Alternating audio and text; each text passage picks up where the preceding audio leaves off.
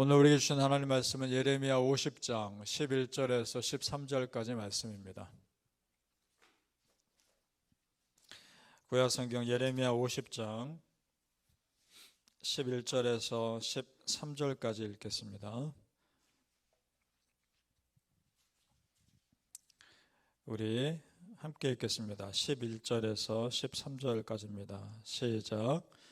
나의 소유를 노력하는 자여, 너희가 즐거워하며 기뻐하고 타작하는 송아지같이 발굽을 구르며 군마같이 우는도다. 그러므로 너희 어머니가 큰 수치를 당하리라. 너희를 낳은 자가 치욕을 당하리라.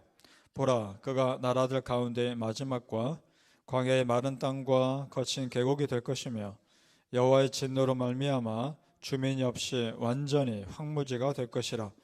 바벨론을 지나가는 자마다 그 모든 재난에 놀라며 탄식하리로다. 아멘. 오늘 새벽에 예배하신 하나님의 은혜가 우리 성도님들께 함께 하시기를 예수님 이름으로 축복합니다. 아멘. 자, 바벨론 제국에 대한 심판의 메시지가 계속됩니다. 자, 이렇게 심판의 메시지가 계속되는 이유는 그들이 누렸던 풍요로움만큼이나 그들의 죄악이 그만큼 컸기 때문에 그렇습니다. 특히 오늘 11절 말씀 앞부분에 보시면 나의 소유를 노력하는 자여 라고 하나님 말씀하십니다. 남유다를 무너뜨리고 그들이 한 일이 성전을 파괴했습니다. 그리고 성전에 있는 물건들을 훔쳐갔습니다. 그래서 이렇게 말씀하고 계시는 겁니다. 그 책임 지금 물으시는 겁니다. 그렇다면 하나님 것을 훔쳐갔기 때문에 하나님이 그 값을 받으실 겁니다. 이제 그때가 된 겁니다. 15절을 내려가 보시죠. 예레미야 50장 15절입니다. 같이 읽겠습니다. 시작. 그 주위에서 고함을 치르리로다. 그가 항복하였고 그 요새는 무너졌고 그 성벽은 허물어졌으니 이는 여호와께서 그가 행한 대로 그에게 내리시는 보복이라. 그가 행한 대로 그에게 갚으시는도다. 아멘. 자, 보통 고대 나라에서 전쟁을 할 때 이긴 나라는 패배한 나라에 들어가서 약탈을 하죠.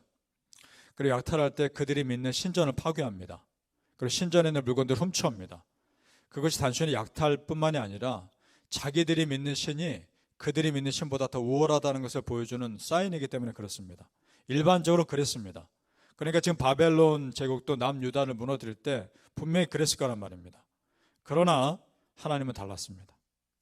다른 이방 나라 신들은 헛된 우상이고 가짜 신이지만 우리 하나님은 전능하신 참 신이십니다. 살아계신 하나님의 것을 파괴하고 훔친다는 것이 얼마나 무서운 것인지 그들은 그때는 몰랐을 겁니다. 그러나 이제는 알게 되는 겁니다.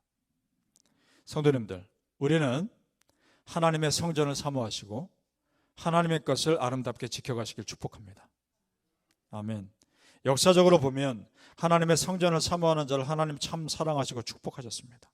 예를 들어 다윗이 좋은 예입니다. 실제로 이스라엘 민족의 처음 성전을 지은 사람은 다윗이 아니죠. 그 아들 솔로몬입니다. 그런데 다윗은 자기가 성전을 짓고 싶었습니다. 그 마음을 하나님 기뻐하셨죠. 그가 이렇게 말하죠. 나는 백향목궁에 살거늘 여호와의 궤는 휘장 가운데 있도다. 나는 이 좋은 궁궐에 사는데 하나님의 언약궤가 저 텐트 속에 있구나. 그게 마음에 안 좋았던 겁니다. 그 마음을 하나님이 귀하게 받으셨습니다. 하지만 성전 짓는 것은 허락하지 않았습니다. 왜냐? 피를 많이 흘렸기 때문에. 전쟁을 통해서. 대신에 축복의 말씀을 주십니다. 사무엘하 7장 9절인데 잘 들어보십시오. 얼마나 놀라운 축복이었는지. 사무엘하 7장 9절. 네가 가는 모든 곳에서 내가 너와 함께 있어. 네 모든 원수를 네 앞에서 멸하였은즉 땅에서 위대한 자들의 이름같이 너의 이름을 위대하게 만들어주리라. 아멘. 이 축복의 메시지가 여러분에게도 적용되기를 초망합니다. 여러분, 지금 우리가 들어도 어떠세요? 굉장한 축복 아닙니까? 놀라운 축복이죠. 이 축복의 약속이 있은 후에 다윗이 자기 아들 솔로몬이 성전 지을 준비를 다 해놓습니다. 자기가 짓지는 못하지만. 자, 그런데 보세요. 다윗이 하나님께 성전 지을 준비를 다 해놓기 때문에 이 축복 메시지를 준 거 아니죠. 그 전에 하나님께서 그 마음 보시고 축복하신 거죠. 그러니까 하나님 앞에서 마음 중심이 바로 선다는 것이 얼마나 소중합니까? 성전을 사모한다는 것은 단순히 성전을 자체를 사모한다는 것 그 이상입니다. 그 성전에 임재하시는 하나님을 사모하는 것이고, 그 성전에서 내가 기도했을 때 내 기도 들어주시를 하나님의 은혜를 사모하는 겁니다. 우리 성도님 그걸 믿으십니까? 그런 성전을 바빌론이 무차히 파괴하고 성전 기물들을 훔쳐갔을 때 심판 대상이 될 수밖에 없었던 겁니다. 바라기는 성도님들, 하나님을 참 사랑합시다. 그리고 하나님과 관련된 모든 것을 사랑하고 아끼시기를 예수님의 이름으로 축복합니다. 아멘. 자, 하나님이 바벨론을 멸하시고 이스라엘을 다시 회복하신 이유가 나옵니다. 그것은 이스라엘이 하나님의 양들이기 때문입니다. 자, 목자 되신 하나님이 당신의 양들을 지켜주시는 것이 당연한 거 아닙니까? 자, 17절로 내려가 보시기 바랍니다. 예레미야 50장 17절 시작. 이스라엘은 흩어진 양이라 사자들이 그를 따르도다. 처음에는 아수르 왕이 먹었고 다음에는 바벨론의 느부갓네살 왕이 그의 뼈를 꺾었도다. 아멘. 이것은 처음에 북이스라엘이 아수르에 너무 망한 것을 말하는 것이고, 그 다음에 남유다가 바벨론에 망한 것을 말하는 겁니다. 자, 그러면 북이스라엘을 무너뜨렸던 아수르가 망한 것처럼 남유다를 무너뜨린 바벨론도 언젠가 망할 것을 충분히 우리는 예상할 수 있습니다. 여러분, 자신의 양떼를 지켜주시는, 세상의 짐승들로부터 지켜주시는 목자 되신 여호와 하나님을 믿으십니까? 우리는 그 하나님 믿습니다. 그래서 양들인 우리도 지켜주실 것을 믿습니다. 시편 23편에 다윗이 고백하죠. 여호와는 나의 목자시니 내게 부족함이 없으리로다. 그렇게 선포하고 들어갑니다. 그 이유가 시편 23편 4절에 나옵니다. 내가 사망의 음침한 골짜기로 다닐지라도 해를 두려워하지 않을 것은 주께서 나와 함께 하심이라. 주의 지팡이와 막대기가 나를 안위하시나이다. 아멘. 사망의 음침한 골짜기로 다녀야 할 때도 있다는 겁니다. 그런데 두려워하지 말 것은 하나님이 함께 하십니다. 지금 이스라엘 백성들이 바벨론에 망하고 포로로 끌려가는 것이 사망의 음침한 골짜기겠죠. 그러나 때가 되어 포로로 끌고 갔던 그 나라가 오히려 무너집니다. 그리고 그 백성을 다시 회복하십니다. 이것이 하나님의 승리입니다. 이러한 하나님의 회복은 완전한 회복이고 완전한 용서입니다. 그것이 20절에 나옵니다. 읽어보죠. 예레미야 50장 20절. 찾으셨죠? 같이 있습니다. 시작. 여호와의 말씀이니라. 그날 그때에는 이스라엘의 죄악을 찾을지라도 없겠고 유다의 죄를 찾을지라도 찾아내지 못하리니 이는 내가 남긴 자를 용서할 것임이라. 아멘. 이스라엘 죄악을 찾을지라도 없겠고, 여러분 어떻게 죄의 흔적이 없겠습니까? 하나님께서 죄를 기억하지 않으시는 겁니다.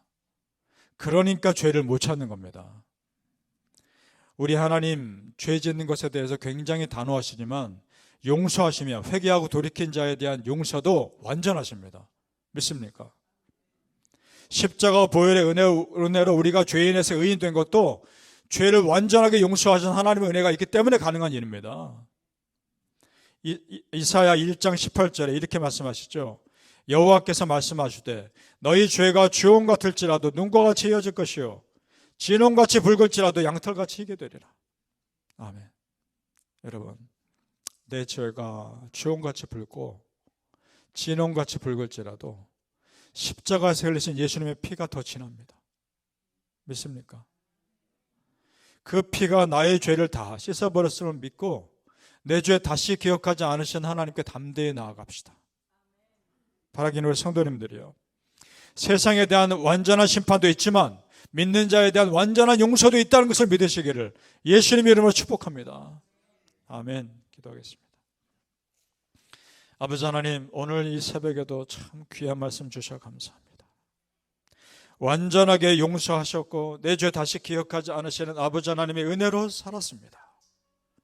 앞으로도 그 은혜로 살게 하여 주시옵소서.